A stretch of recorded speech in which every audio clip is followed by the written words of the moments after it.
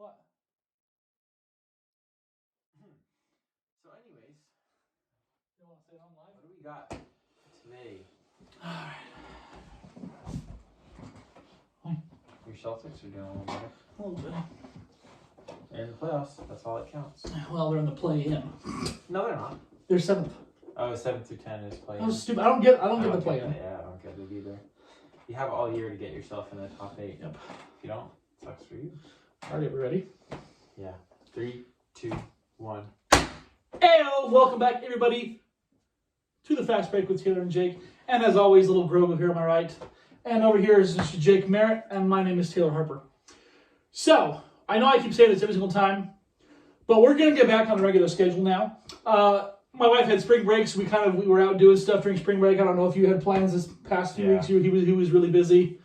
So, we're back. Nothing's hopefully going to mess up our schedule in the future, but sorry about the long wait. It's probably been about a week and a half, maybe even 2 weeks. So it's been a while since we have uploaded, and there's been quite a bit going on. We've obviously talked about, well, you guys know what we've talked about, so we're going to talk about Well, some our last podcast was trade deadline, so there obviously haven't been any Right. trades. I don't know if LaMarcus, I don't know if we went over that one or if that one had happened. I think it happened after. Or did he get, that was after, because didn't he get bought out and then they were able to sign him? He Yes. wasn't traded, that's right. So LaMarcus Aldridge has gone to the Nets since our last podcast. Pretty unfair, actually. So the Nets now have Kevin Durant, Kyrie, James Harden, Blake Griffin, LaMarcus Aldridge, and I think Spencer Dinwiddie's also pretty underrated. Yeah, absolutely. So I think so is Joe Harris. I think he's good, yeah. Nicholas Claxton's been pretty decent. I don't know why his name keeps getting thrown around everywhere. I'm like, okay, he has a dunk every game. Good for him. But really fast, we've got a live audience for you guys today. Come here. Come here. Come here. A special guest, if you will. Special guest. This is Finley, my dog. Say hi. Camera's over here, babe. There. So she'll be our live audience today. She's just gonna chill.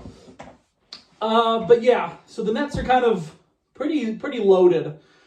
The disappointing thing, at least for Brooklyn fans, I couldn't care less because I'm not a Brooklyn fan, is that they still do keep having injuries every once in a while. Harden's kind of been a little on and off with injuries. Durant has come back from his injury. But even then, Jake, all it takes is for Durant, Harden, or Irving to go out to really put a damper on their agenda. Yeah. And James Harden has prided himself on playing like almost every game for the last few years. Like I can't remember him ever having a significant injury. He doesn't really take time off. I think the Nets are load managing and calling it injuries. That's fair. I think that's what some teams do nowadays. Like Anthony Davis, is he really as injured as he? Right. He's been out for before the All-Star game for a long time. It's been a long. It's been quite a while, yeah. He'll probably have played in half the games this season by the end of it. I absolutely hate load managing. Okay. Right. I'm to the point where, especially Anthony Davis, where how old is he? Ask Siri how old Anthony Davis is. Sure. When you take a guy like Anthony Davis, who is He's 28. 28 years old, okay? At the peak of your prime, at pretty much 28. Or at least, obviously, you got room to grow if you're in the current NBA today, because to me, I feel like Stephen Curry, this is his best season statistically he's ever had. But we'll get over that. A player who's 28 years old, load managing, playing in half the games, it's ridiculous nowadays. And I don't think he's if that's the case, decided to sit out on all of them. I'm sure some of them, the doctors are like, hey, you're sitting. And then I'm sure they're at the point where he could play on a minutes restriction. I'm not 100% sure, but yeah, that's just what I would imagine. I think the Nets are doing this because they're like, we have so many talented players. I think the total all-star appearances between the combined roster is like 41.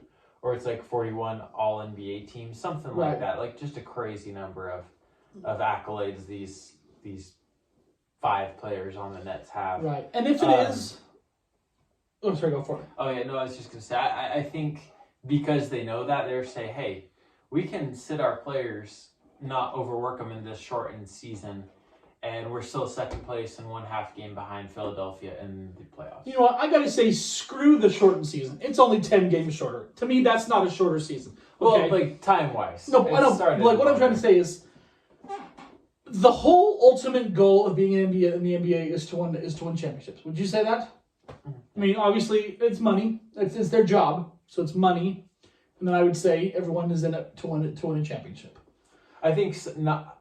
I think a lot of them are there just for the paycheck. Well, it could be. It could be. It could be. Yeah. But you're right. I mean, I don't think Anthony Davis that's is there the team's goal. in LA. That's every team's goal is Right. to win championships because Right. that's how teams make money. So it kind of really ticks me off when you're kind of lessening a player's career by sitting them just so they can be healthy for the playoffs. Let's be honest here. Kawhi Leonard, as gifted as an athlete and a talented player as he really is, obviously we went over his whole load management stuff last year. Probably could have had a better career or better season than he did last year if he would have played. So to sit a player so they're healthy for playoffs, I don't like it. Mm-hmm. I mean, I don't know. I think if you want to take Play. the back end of a back-to-back off and you've got multiple big games coming up and you're through the season and you're like, you know what, it's one game, that's okay with me. Like you take a look at John Stockton. Don't quote me on this, but it's something close to this. I don't think he's ever missed more than 3 games in a season. I think I actually, oh man, I'm gonna. Or it's either him or Karl Malone. Keep talking because I saw a stat. Let me see if I can pull it up. Because why didn't he load manage? Because he didn't. Because it's a completely different game. Because they were men back then. These are babies who are playing in today who can't get away with blowing on someone's knee. Oh, I stubbed my toe. All right. So I'm not sure if this is. I mean, if someone fact checked me, this could be wrong. But so I just found this on Instagram or something. But it says throughout his 19-year NBA career, John Stockton missed just 22 games. Of the 22, 18 came from a preseason injury in 1997. He played in every game in 17 of 19 seasons. And these Jazz were making playoff runs. Guys. He missed 4, outside of like an injury that I'm sure he came back as soon as he was ready for. He missed 4 games in 19 years. And took the team to the finals twice. I mean, that's what I'm trying to say, is you don't have to load manage to get... Now, LeBron is a little older, so obviously he's... I'm more okay with LeBron, like, not necessarily sitting out games, but playing less minutes. Right. Play them. If they're eligible to play. That's just how I feel. Because I always know, if I'm a player, like... Growing up, I didn't want to be on the bench. You want to be out there playing the game. Mm-hmm. And, I don't know, getting paid to do it doesn't sound all that bad either. Yeah. So these guys are just, I don't know, they're babies to me. I don't know. I don't know all, it's really hard to know. We just don't know, like, how accurate the injury reports are. Right. I think a lot of players are out there, like, non-all-stars know that they have to play and they have to... the ones that don't have a name, if they don't perform, someone's coming for their spot, and right. There goes that paycheck, right. There goes that NBA lifestyle that they have grown accustomed to. So I'd say most of them are pretty good, but there's a few for sure that I think could play more than they do. Yeah, absolutely. So Jake, you texted me this about last week, and I gotta agree with you. Let's go over a little bit. Let's say Nets are healthy going into the playoffs, the finals. If LeBron James at 30, is he 36? 36 years old, can beat this Brooklyn Nets team. I know we always bring it up. There's always a reason to bring it up, but this might be it. Is he the greatest of all time if he accomplishes that? If he just goes out and beats this Nets team who's healthy and there's not something crazy that happens or right, like the league gets shut down and it's, let's say it's those 3 players: Kyrie, Durant, and Harden, all play in the finals. All playing, and he just goes out and then they win, wins Finals MVP and beats them, yeah, I'd say yeah. I mean, did Jordan ever have a Finals victory that would have been anywhere close absolutely to not as good as that? I would say he hasn't had any to any of LeBron's. In a sense, I think two. I think KD and Harden are, if they might be the two best scorers in NBA history. They really might be. Kyrie Irving is also incredibly. He's good. A very gifted ball player. He's top 50 all time. Absolutely. I wouldn't go top 20, but I'd go somewhere in the top 50. So yeah, if LeBron beats this team, and then you throw in Blake Griffin and LaMarcus Aldridge, who are they're talented. They've had all stars and all NBA teams and stuff like that. I'd say you would, because I mean at 36 years old, how can you say it's not? Like, LeBron lost 6 finals, but if he won one, he'd be at 5. That's one short of Jordan. Right. It's like, I mean, he won almost as many. There's the people who are going to throw in, well, Jordan was 6 for 6. Like, sure, throw that in. I really couldn't care less. But LeBron, what will be his 10th? No. Yeah, it'll be his 10th. No, he's 4 and 6, so it'd be his 11th. His 11th finals appearance. Guys, try to think about that. His 11th finals appearance in 18. And if he does win 5 of 11, I guess you can say that's bad. But why? That's why a long season for 11 seasons, 8 consecutive finals appearance. Like, yeah, sure, you can throw a 6 and 6. That sounds great. But let me ask you something, Taylor. Why do we penalize him for losing in the finals compared to losing in the first or second or conference finals? Right. Why is it any better to lose in the first, second, or third round than you're going home? Finals? Right? I mean, what if he was 4 and 1? Right. Would he be closer to Michael? Do you think people would say that? I don't think so, because then people would say, okay, well, 18 years he's been to 5 finals or 4 finals. Right. So I don't know. It's interesting to me that he gets penalized for losing finals. I think people who which don't it's not good. That doesn't help you. Right. Losing finals. But I'd say getting to the finals with some of the teams he's gotten them to. I mean, guys, 9 finals with some of the teams LeBron's had. He's had some good ones. Those Heat teams, he had some really good teams. But that 07 Cavs team, trash. His last Cavs team, trash. He's taken trash teams to the NBA Finals. He has. As the 4th and 5th seed. He's always performed well in finals. Well, okay, not always. In 2011 against the Mavericks, he didn't have a good finals. Yeah. But you know what? That's one of his 9. Yeah. I think 8 tremendous performances in the finals is... I think it's pretty decent. Yeah. I was going to say something. I think the reason people always put Michael ahead, or at least it feels like that, is because, to me, there's more people who dislike LeBron than they do Michael. So they're always going to try to find a reason to bash on LeBron. Mm-hmm. And to me, it's always going to fall back on, if he wins this year, the 5 and 11 or the 4 and 11, whatever, or even if he doesn't make finals. Regardless, it's going to always come out to his finals record. And people need to really start opening their eyes to the actual player. Right. Because let's be honest here, Allen Iverson,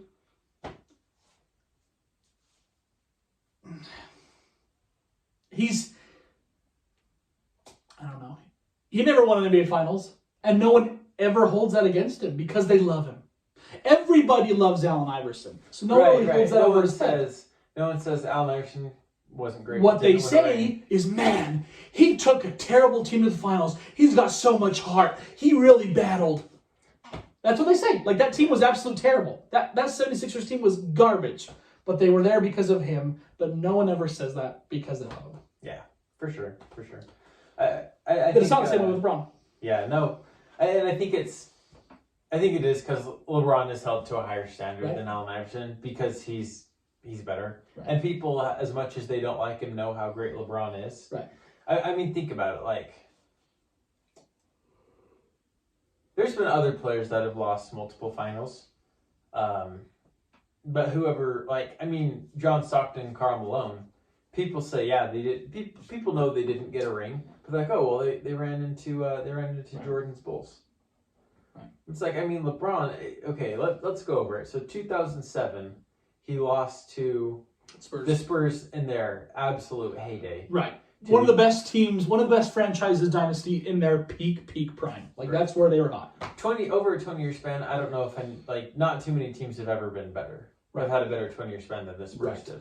And he was 22. His team wasn't great. I think who was his second best player? Mo Williams? Right. Larry Hughes. Right. Gauskas. Right.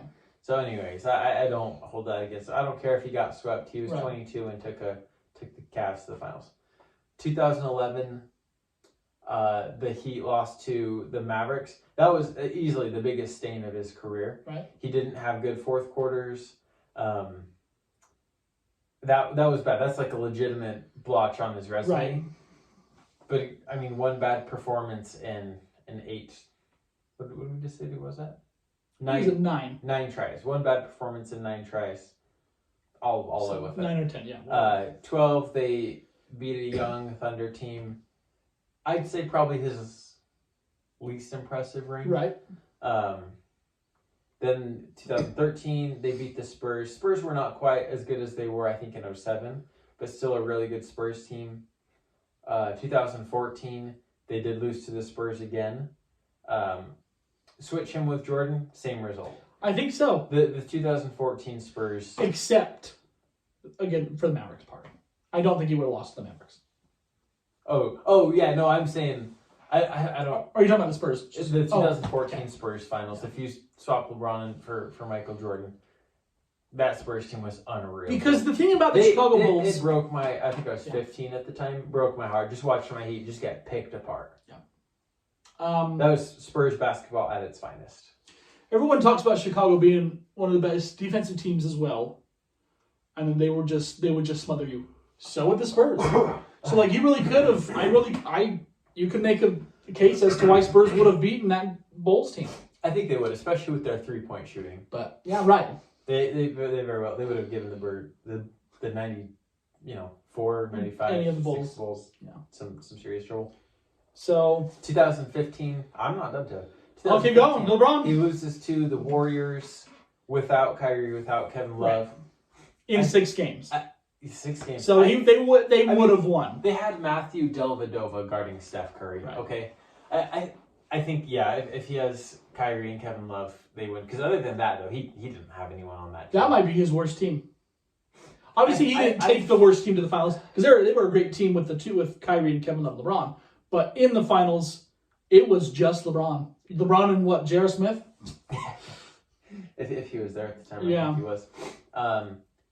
16, obviously, he pulls back the 3-1 comeback. Right. He obviously had Kyrie hit a big shot. Right. But I believe he led in points, rebound, assists, steals, and blocks for both teams. Never been done before in finals. Did he average a triple-double through the finals? I think he did. I think he averaged triple-double.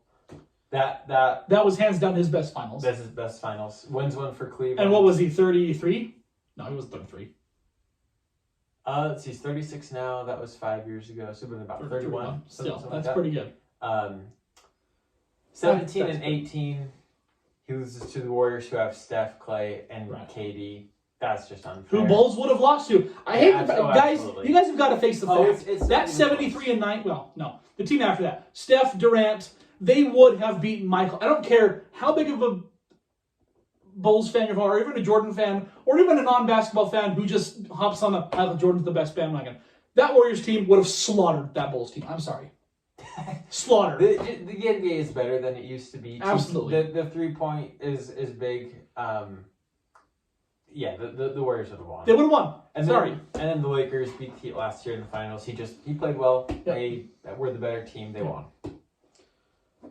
Guys, that started from 2007, and he finished in 2020. Okay.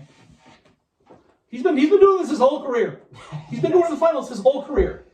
So enough of LeBron. When we'll cross that bridge in June, July, that happens. We'll cross that bridge if it happens, and we'll discuss it again then. You never know what's going to happen. Nobody thought the Heat were going to be in the finals.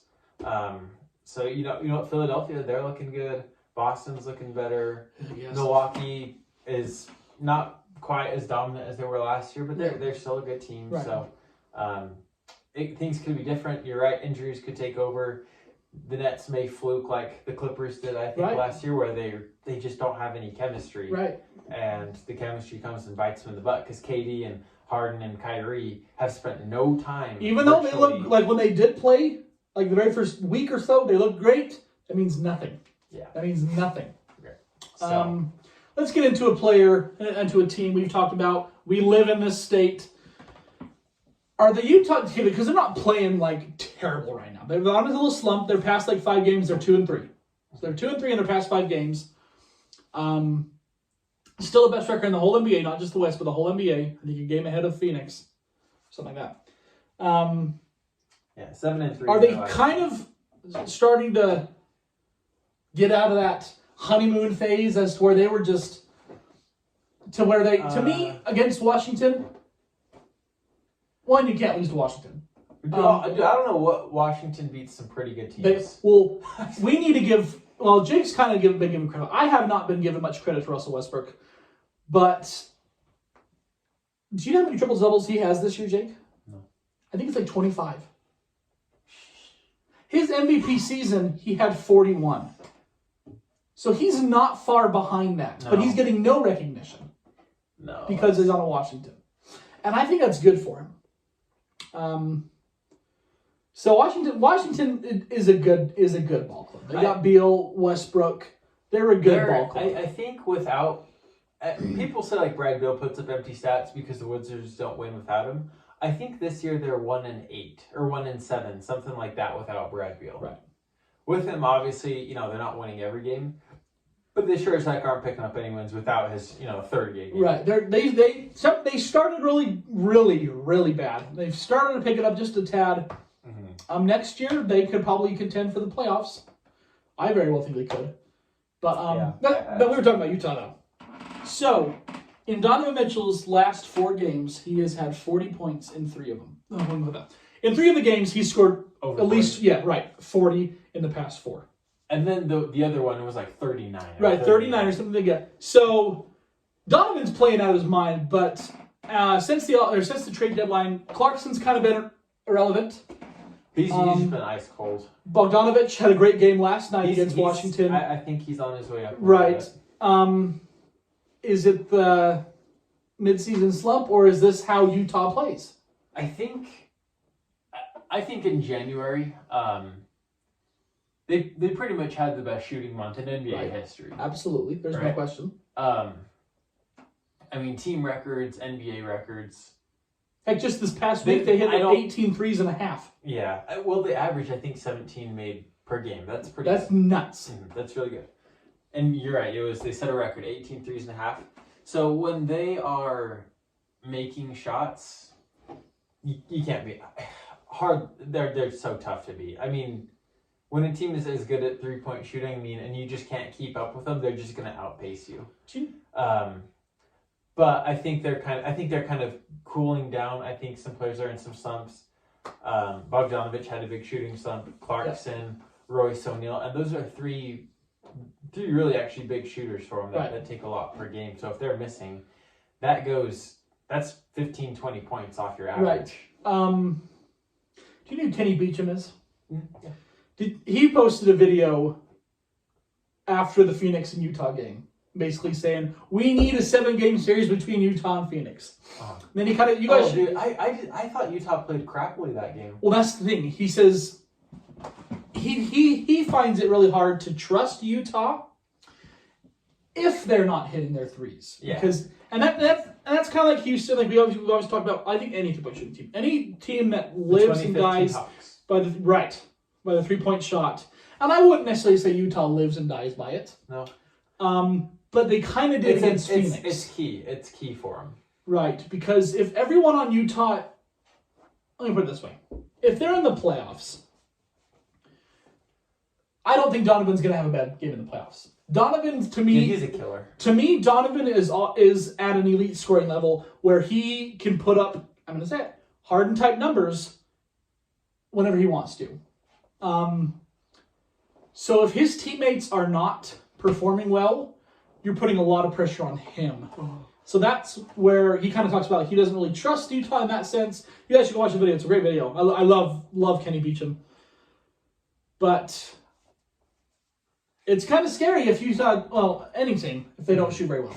especially in Right. today's league. Right. And sometimes you're just, your threes aren't falling. I want to say they actually honestly made about the same amount as Phoenix did that game. Obviously, the Jazz took a lot more. But what killed the Jazz in that game was they got destroyed on the boards. I mean, there was one possession I watched where DeAndre Ayton had probably 3 offensive rebounds, kicked it back out. Phoenix makes a 3. I mean, those are just points that you're just giving back to him. So, for whatever reason, the Jazz just weren't focused. I think they were too worried about getting out and running. They were counting on Gobert and Favors to get rebounds, that they weren't focusing. Right. And I think Quinn Snyder's a terrific coach who's the opposite of Mike D'Antoni. Mike D'Antoni says we're going to shoot. Mike D'Antoni doesn't know how to coach. You're just going to shoot threes. Harden, here's the ball. Runs pick and roll occasionally. Everyone else just stand on the corners, catch and shoot. That's all they're going to do. And the Jazz are the complete opposite of that, where you'll see 5-6 passes per possession. Right. So I think Quinn Snyder says, hey, we need to be good defensively. It's not going to be the only thing we focus on, but we need to be solid on rebounding. We need to play defense. We need to stay focused and stay back on the court and don't run up until we've got the ball. Right. I think Quinn Snyder's a tremendous coach who's going to find these issues, and he's going to say sometimes our threes aren't going to go and we just can't control that. We just shoot the best we can. But defense and rebounding, that is up to you. Right. So I think teams have kind of figured out the Jazz's system a little bit. I'm sure I think Quinn Snyder will make some adjustments to, like the Jazz do one thing, the rest of the league does one thing to catch up, and the Jazz, now it's up to them to keep on adjusting. The only thing that I'm really hesitant on about Utah is that second scoring star. They've got 2 stars in Mitchell and Gobert. There's no question Gobert and Mitchell are the 2 stars of the team. But it's that second scoring star. Right. That's the only thing And I don't know. Yeah, you're right. I mean, I don't know if they have like that one guy. I don't think they have like a Robin. Right. Scoring wise, if Donovan is Batman. Right. But I think they have enough solid guys where Bogdanovich can get you 15, Conley can get you 15, Clarkson can get you 15. Right. And they do it by committee rather than by superstar. And we'll see if that works, because I wouldn't say the Raptors really had a huge... Right. Lowry was the second best player on the team, but Lowry's good. He's not going to be like put up terrific 30 points. He's not NBA first team. Right. The Raptors really in that finals, I think, did it by committee, led by Kawhi. Right. So we'll see if the Jazz can do that. It seems like the playoffs is where you get down to the nitty gritty. Stars make the difference. So if the Jazz can do this as a team, it's happened. I'd say the Raptors, the 2011 Mavericks, the 2004 Pistons. Right. But those are the exceptions, not the rule. So can it be done, and has it been done in the past, where a team without an MVP player, although I think Donovan should get consideration. Oh, absolutely. He's the first team in the league. It's been done before, but it's not regular. Where teams like the Nets and Lakers seems to be regular. Right. Which sucks, because I love the parity. I like to see teams, that are organically built, like the small markets like Utah. That was what was amazing about San Antonio, is they drafted their way to success. Right. And that to me is so much more impressive than the Nets literally not drafting any of these players. Right. And just, cherry picking them all. Right. All right, Jake. We talked about, I think it was two episodes ago, we talked about how many injuries were going on in the NBA, whether they're injuries or not. Jamal Murray is the latest to go down towards the ACL against the Golden State Warriors, where Stephen Curry busts out 53 points. Became the Warriors' all-time leading scorer. Absolutely hit. That was a fantastic game. I really wanted him to play more because I'm like, break Clay's record. But how big is that to Denver? Because honestly, let me put it this way. Oh. I love Denver's team they have. They've been really good. I could see them going. Was very good. I think because since they acquired Aaron Gordon, they went 8-0. Then Boston beat them in a wonderful, wonderful comeback. So how big is the damage of Murray out? Because I could see them going to the finals. It's pretty big. This team is great. They're a really good team. I don't know if we give Denver as much respect as we should. We talk about Utah a lot just because they're close, but Denver's not too far. Right. I do think it'll be big for them though. I think. I mean, if Jokic goes down, game over. Oh yeah, Jokic to me. He might be the MVP. Oh, in my eyes, he is. But I'm going to say Jokic is the third best player in the whole league. I don't know. He might be. I mean, LeBron, Impact Durant. wise. I don't even know if I want to put Durant as the second best. Durant He doesn't play anymore. He doesn't. I'm tired of anyone who plays for Brooklyn because they're always drama nowadays. Oh my gosh, get over it, people. No, stop. So LeBron's number one. Until the day he retires, he will always, to me, be the best player because he'll beat you. I don't know. Yeah. Can't stand the guy. He's just incredibly good all around. I mean, I guess even Giannis, but Nikola Jokic, he is so stinking underrated. Holy crap. Top 5. Oh, yeah, top 5. I'd say he's better than Anthony Davis. I think he is. Anthony Davis is really good, but I just think Jokic's passing and playmaking and scoring ability when he needs it is just tremendous. I mean, he's a point guard playing the big man's position, so he can do what big men do, but he can run a team like a point guard. So this is about Jamal Murray. I'm sorry. If it's Jamal Murray, that's going to be tough because he was kind of like their scoring punch off the bench, where Jokic is the playmaker. But we saw in the playoffs last year, Jamal Murray just had an out-of-body playoff experience where it was like Michael Jordan stepped on the court or Kobe Bryant. And, I mean, him and Donovan Mitchell's duels were legendary. Mm-hmm. So I think you lose that. Right. I don't know who there's... Like, Porter's been great. Porter's been really, really nice. But who steps up for him to replace what Jamal does. Right. I don't think anyone can. I mean, Jokic is going to make this team good.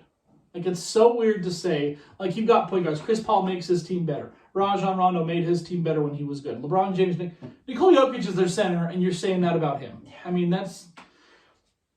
I love Jokic.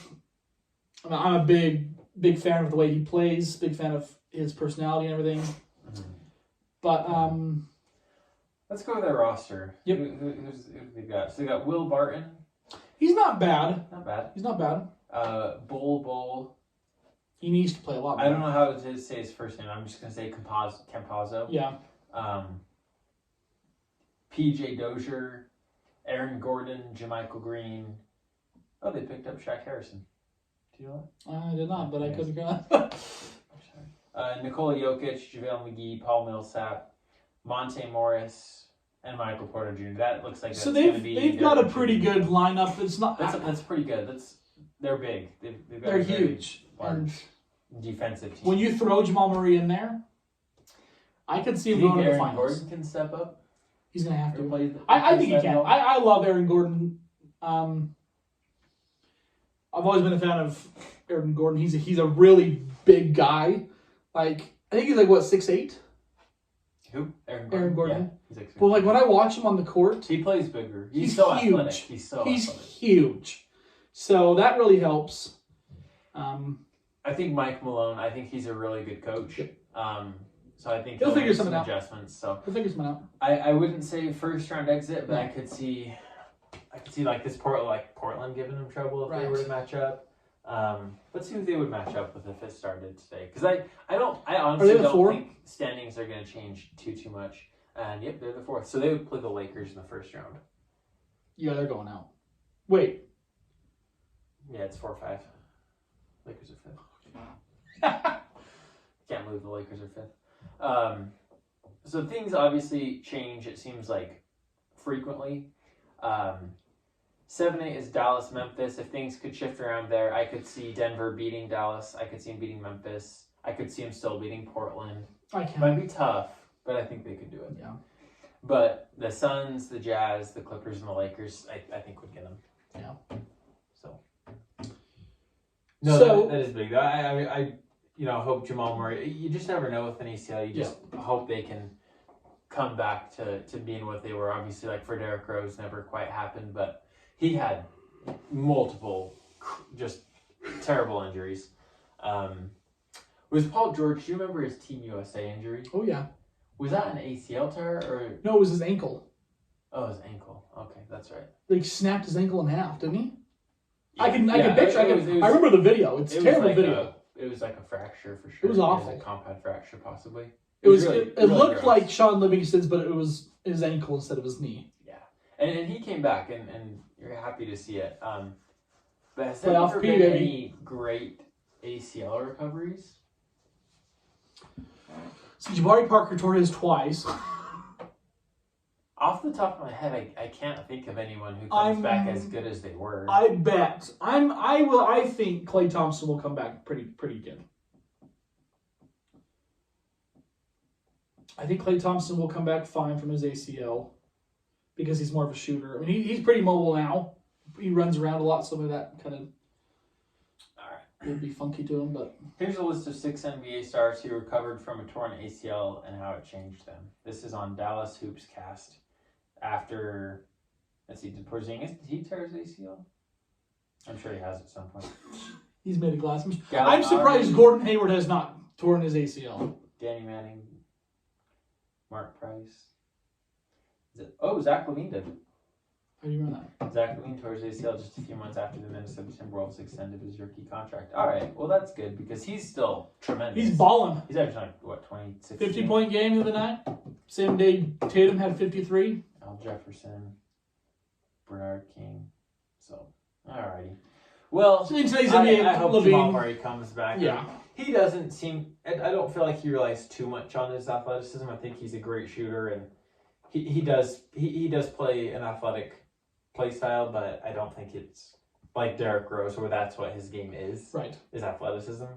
So you hope for the best for Jamal Murray. It was so fun to see him and Donovan go at each other in the playoffs last year. Absolutely. So, speaking of athleticism, we've got a couple of dunks contending for dunk of the year. Obviously, we talked about Anthony Edwards and Miles Bridges threw down a dunk that was ridiculous. I mean, oh my gosh. I said it before, Miles Bridges should have been in the dunk contest, and he's every single game he proves me right. Every single game he has like a top 10 dunk. And it's nuts how freak of an athlete he is. But that day, did you see all the dunks that happened that day? I didn't. Ball is Life posted a video. I think it was 8 dunks. There was the Paul George dunk. You saw that one, right? Yeah, I did so. Paul George, the Miles Bridges, Levine's dunk where his head was at the rim. Lonnie Walker's dunk. Go ahead. There was 8. This is what, Sunday? I think so. Sunday. There was like 8 top 10 dunks of the year in that same day. It was crazy, man. It was a good dunking day. Yeah. So I got a notification saying that NBA arenas are going to be back next year. Is that full? Good. Full? I think it's full. I think it'll depend on what local governments say. Like, I don't think California will allow full arenas. Texas for sure will. Their governor said like everything's open 100%. So I think it'll depend. So you'll see the Texas teams full. Florida will be full. The Hawks will be full down in Georgia. I could see New York and California saying 25, 50%. Just because there's more people. Who knows how their vaccination numbers. I'm sure Utah will be, if not full, 80. Well, what's the point of 80%? Just say full percent. Right. So I would imagine most teams, but not all. Yeah. So that'll be interesting. And they're going to keep. Adam Silver even said they're going to continue to grow even this year too. So I think some teams could get to like 50 to 60, possibly like that 70% range in the playoffs. Mm-hmm. Like Jake said, again, depending on your. But I how well mean, your state's 80%. I mean, come on, just open the whole thing up at that point. Right. I mean, if you've got 15,000 people in a 20,000 capacity stadium, what's an extra $5 gonna do? Right.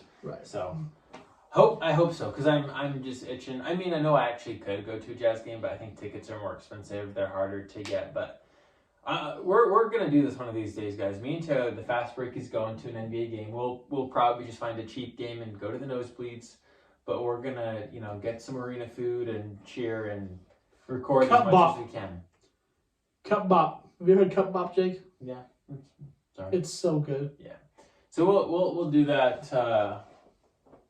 Hopefully next year, if not this year. Yeah. Fast break goes to an NBA game. I think that'd be fun. Fast break goes on the fast break. Yeah, exactly. Oh, I got one last thing for you, Taylor. Oh no, I got one last thing for you. You go for it.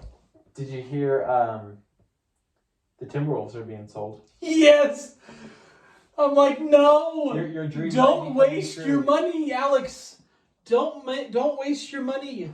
Yeah, it's Alex Rodriguez and some other billionaire are partnering to buy the Timberwolves.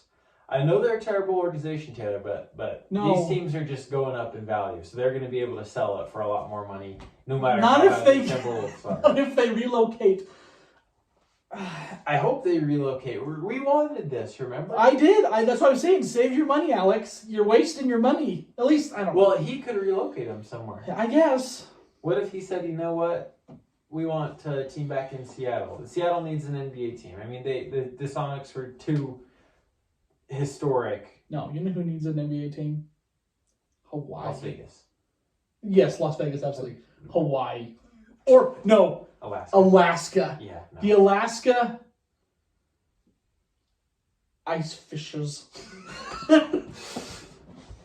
Polar bears. There you go, the Alaskan polar bears. That's perfect. We'll work on that. Okay, I'm going to shoot Alex a text because I have his number and be like, yo, Alaska. Hey, I think that's some good news. Hopefully the Minnesota Timberwolves franchise can die. Hopefully they can retire. They haven't retired in December, have they? Doesn't the current owner and Kevin Garnett have like some beef? I think so. Garnett has beef with everyone. That's true, he does. But nonetheless, he deserves to have his jersey retired in Minnesota. Right, absolutely. He was an MVP. Was he the rookie defensive player? Well, that was in Boston. Was he rookie of the year? I don't think so. No? Oh, okay. What was that, 94? I think that was the year Grant Hill and Jason Kidd co-rookied. Maybe it was 95. I have something for you, Jake. Yeah. What's up? Kevin Durant versus Michael Rappaport. Dude, I don't know. What are your thoughts on that, Jake?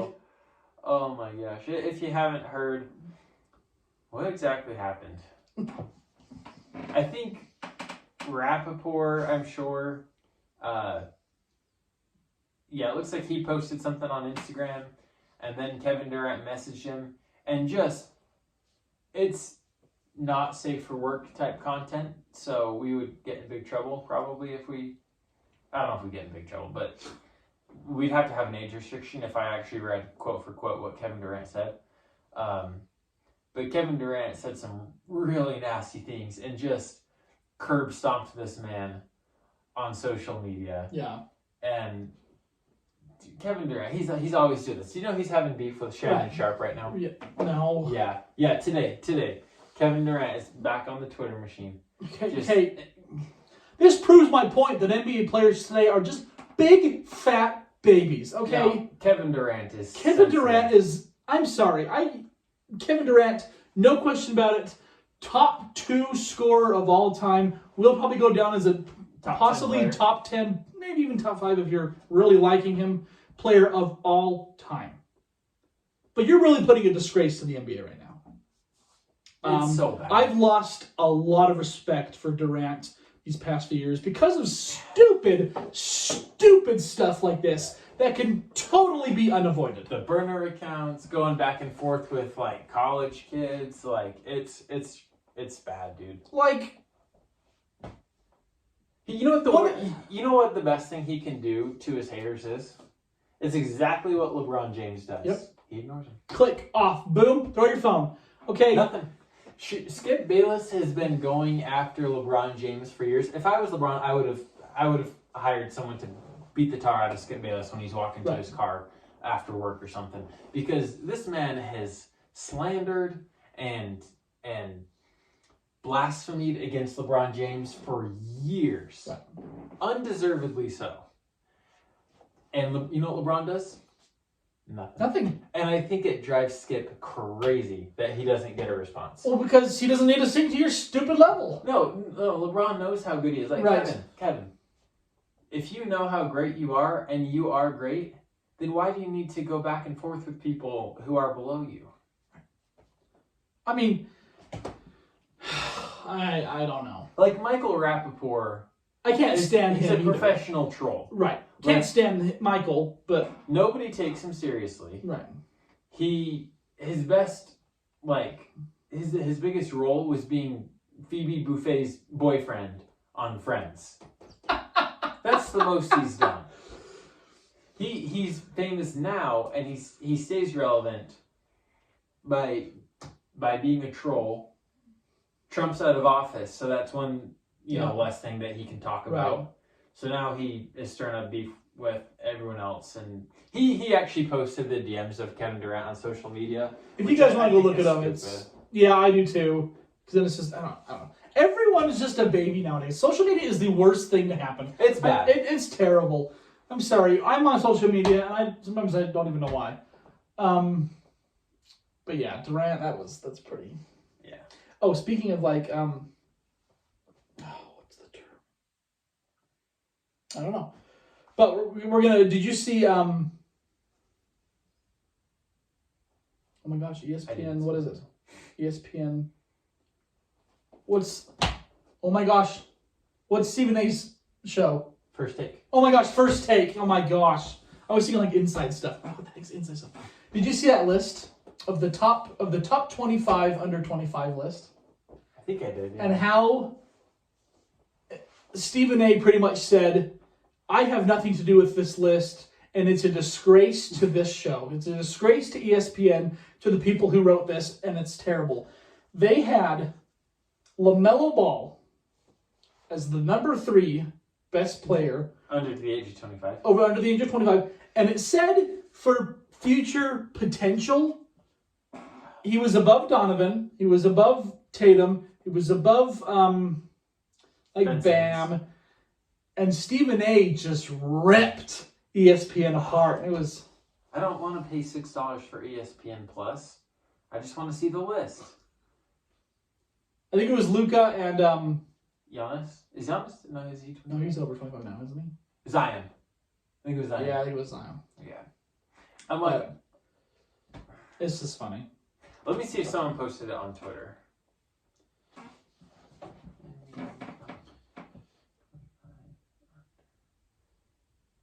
Because I'm not paying $6. Not for ESPN. All right, ESPN's top 10 players under 25. This is the top 10. So there's Luka's 1. I agree. I do agree with that. Zion Williamson 2, LaMelo 3, Donovan Mitchell 4, Jason Tatum 5, De'Aaron Fox 6, Ben Simmons 7, Devin Booker 8, 9, Bam Adebayo 10, Shai Gilgeous-Alexander. Now this list, he's like 15. This list is on future potential. So it's top 25 under 25's future potential. I don't think LaMelo will ever be better than Donovan. Or Tatum. I love LaMelo Ball as much as the next guy. But man, that list it's not very good.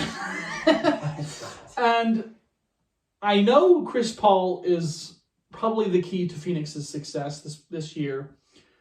But people got to start giving Devin Booker some respect because he is a top 5 scorer in this league. I don't even like Devin Booker. I don't like Devin Booker. Like, he hangs out with Kardashians and Jenners, and he just kind of looks kind of funny, and I think he's kind of